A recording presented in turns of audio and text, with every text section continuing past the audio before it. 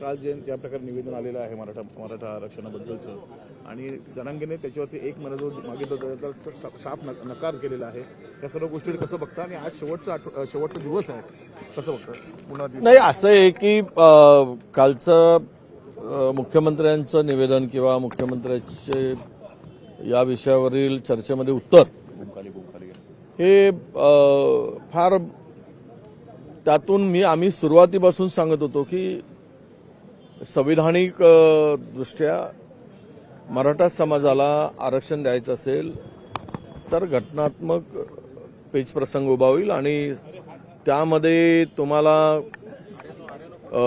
अमेंडमेंटच करावी लागेल अशी आमची भूमिका होती. केंद्राकडे प्रस्ताव पाठवून केंद्राकडून तो करावा अशी त्यावेळेस मागणी केली.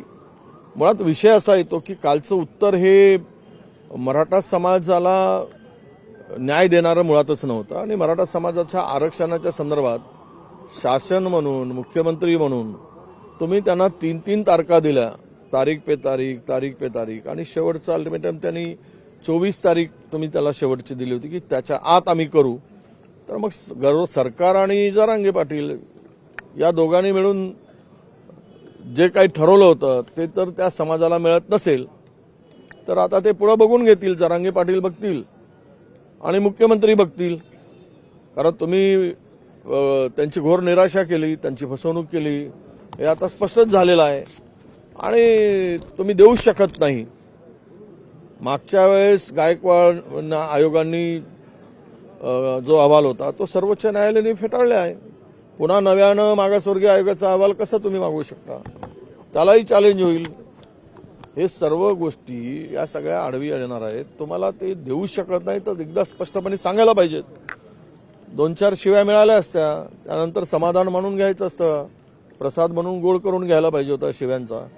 पण तुम्हाला करताच येत नाही, त्यासाठी तुम्ही समाजाला फिरवत राहिलात, समाजाची दिशाभूल करत राहिलात आणि आता सांगताय की आम्ही फेब्रुवारीमध्ये देऊ.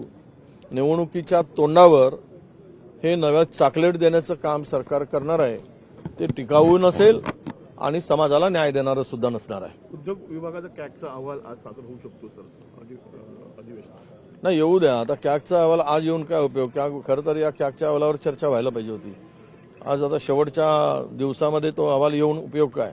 मधामध्ये श्वेतपत्रिकेचा विषय होता, अनेक मोठे उद्योग गेले, ते आता त्यातून किती उद्योग किती गुंतवणूक राज्यात आली, राज्य गुंतवणुकीतून बाहेर का फेकला गेला, राज्यावरचा विश्वास का उडाला लोकांचा गुंतवणूकदाराचा, त्यामुळे ही प्रकल्प का बाहेर जात आहेत. नागपूर मिहानमधील 2 प्रकल्प बाहेर गेले, ते आम्ही सभागृहात आज मानणार आहोत कुठले बाहेर गेली. नाही ना, आता ते सत्तेचा फळ चाकायला भेटलाय मिटकरला, त्यामुळे त्यांना दुसऱ्याचा मेंदू बधीर झाला दिसतोय.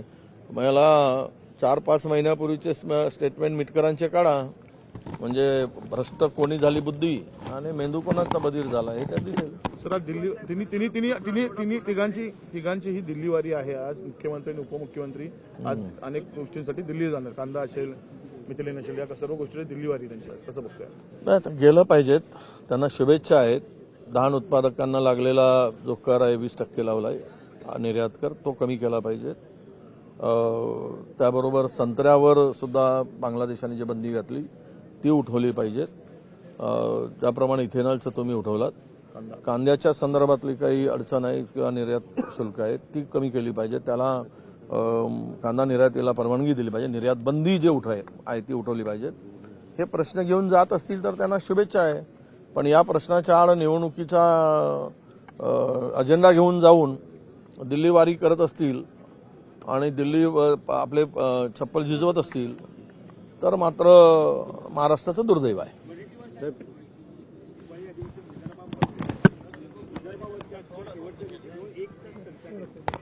नाही, कोण म्हणेल. आज अंतिम आठवड्यामध्ये सुद्धा अनेक आहेत विषय. काल आम्ही मांडला शेतकऱ्यांच्या विदर्भाचे अनेक प्रश्न मांडलेत, मी मांडलेत 293 वर. आणि आजही चर्चा आहे ती सत्ताधाऱ्यांच्या प्रस्तावाच्या संदर्भात. काल आम्हाला वेगळं कमिट केलेलं आहे, ते बघू आता. पण विदर्भातल्या प्रश्नाच्या संदर्भात बऱ्यापैकी चर्चा झाली, आम्ही पण केली. काल 1.5 तासाच्या भाषणात मी अनेक मुद्दे विदर्भातले मांडलेत. उद्योगाच्या संदर्भात, शेतीच्या संदर्भात, बॅकलॉगच्या संदर्भात, सिंचन बॅकलॉगच्या संदर्भात मागितला. आता रिमोटचं आणि तिजोरीची चाबी जरी बारामतीत असली म्हणजे तरी पण त्यातली एक चाबी तर आता नागपुरात आहे ना, तर ही चाबी किती काम करते त्यावर हा बॅकलॉग संपेल.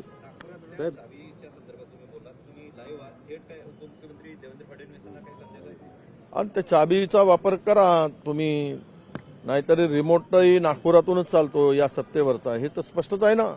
त्यामध्ये कुठे लपून राहिला आहे? शिंदे गटांचे मंत्री जातात, त्यांना वाटाण्याची अक्षता लावले जातात, आणि देवेंद्रजी जातात त्यावेळेस तो आदेश घेऊन येतात.